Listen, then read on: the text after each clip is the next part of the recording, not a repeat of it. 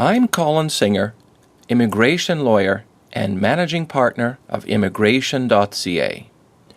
Canada Immigration News Articles, July 2016. Report claims China killing thousands to harvest organs for transplant. A new report has claimed China carries out tens of thousands more transplant operations each year than official records show, suggesting government-backed organ harvesting remains rife in the communist nation. Chinese Communist Party statistics show 7,785 organs were transplanted in 2015, but a wide-ranging investigation by a team of experts puts the number at anywhere up to 100,000. The report, titled Bloody Harvest, the Slaughter, and Update, alleges affluent Chinese and foreigners are the recipients of organs harvested mainly from practitioners of Falun Gong, a set of practitioners with roots in Buddhism whose followers have long faced persecution.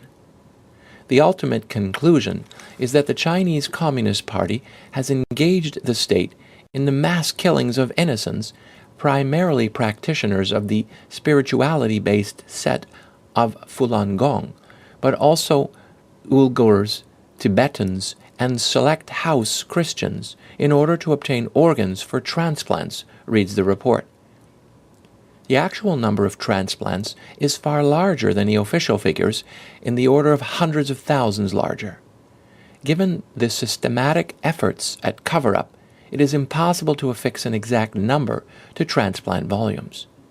Authors David Matas, an Order of Canada recipient and a Nobel Peace Prize nominee, as well as David Kilgour and Ethan Gutman, are no strangers to making such allegations.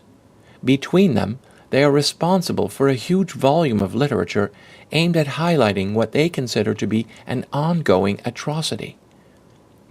Matas recently testified before a joint subcommittee hearing titled Organ Harvesting, an Examination of a Brutal Practice, held by the U.S. House Committee on Foreign Affairs on June 23, 2016.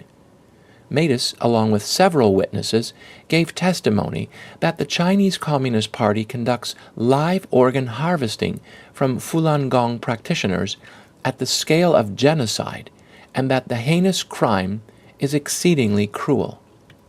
The numbers of innocents killed for their organs in China is far larger than we had contemplated, the report reads.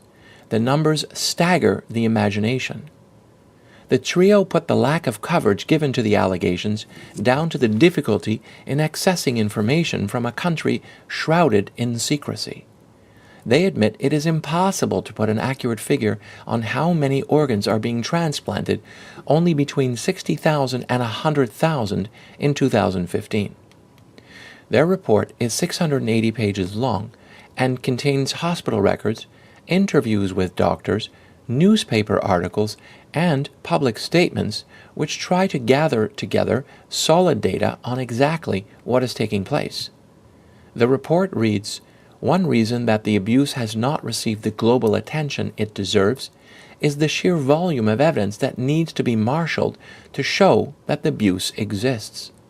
If we had one smoking gun, or as David Kilgour has put it, one smoking scalpel, which we could brandish to show that the abuse exists, our efforts to combat the abuse would be comparatively easy." China has faced previous questions on its secret transplant industry, according to the report. The United Nations asked in 2007 and 2008 for the country to account for the discrepancy between the official numbers of transplants and volume of sources. The government of China answered these queries in 2007 with silence, and in 2008 with propaganda, and in 2015 with fiction, the report claims. China has claimed the report has no basis in truth, saying much of the evidence used to support the numbers came from Falun Gong themselves and therefore could not be trusted. Others say China does not have the doctors to carry out so many transplant operations, and neither does it have enough medication to support the wide-scale surgery. There are many accounts from Falun Gong practitioners who have left China of medical exams that resulted in no treatment blood tests, and even of threats to take their organs from police officers. A former prisoner has suggested her fellow inmates would simply disappear. Discrepancy in official statistics are further proof the government numbers just cannot be trusted. In one example, the Tianjin Organ Center claims on its Chinese language site to have 120 beds and completed 5,500 liver transplants between 1994 and 2015. In English, however, it says there are 200 beds and 3,300 transplants up to 2009. On the Tianjin government website, the center's director claims his team has completed 10,000 liver transplants. Another journal article says the hospital has 700 transplant beds.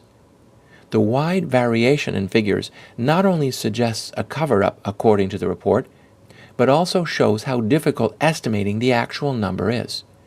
Exactly how many affluent Chinese nationals and foreigners pay for an organ transplant is also being kept secret.